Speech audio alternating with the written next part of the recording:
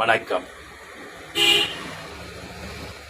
உணர்வு புனிதமானதுதான்.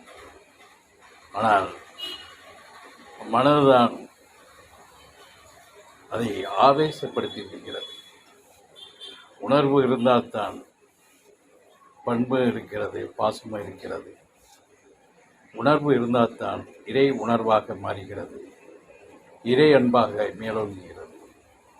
உணர்வு புனிதமானது.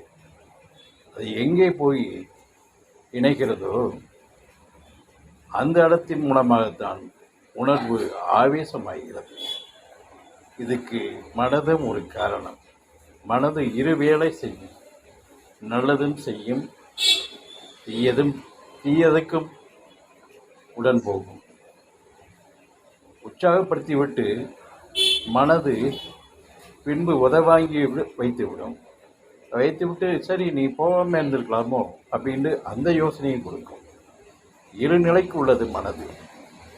மனதை செம்மைப்படுத்த வேண்டும். உணர்வு ஆனால் பொதுவானது. உணர்வு இருந்தால்தான் நாம்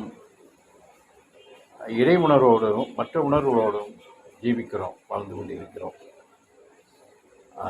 இந்த சில சமயங்களில் வேகத்தை உண்டாக்கி சில செயல்களை உண்டாக்குவது மனது தான். மனது அந்த நேரம் ஒரு சிந்தனையோடு செயலுக்கு பின்னாடி ஏற்படும் சிந்தனையை சிந்திக்கும் போது அடங்கிவிடும்.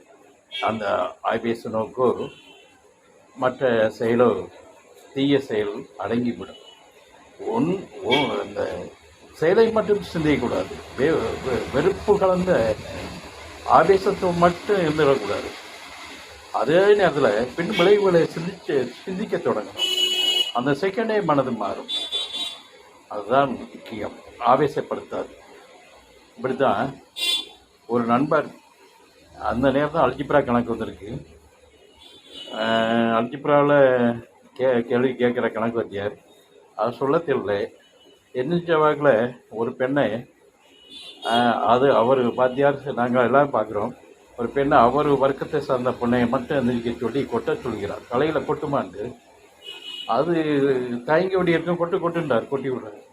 திருப்பி இவன் என்ன ஆச்சுன்னா அவரை வெட்டணும் போல உணர்வாகி வெறியாகி கடைசியில் நாங்கள்லாம் சொன்ன பின் விளைவு என்னால உங்கள் அப்பா அம்மா பாதிக்கும், பின் விளைவு என்ன நாங்கள் ரொம்ப அதை தடுத்து நிறுத்தினோம் 9ஆம் கிளாஸில்.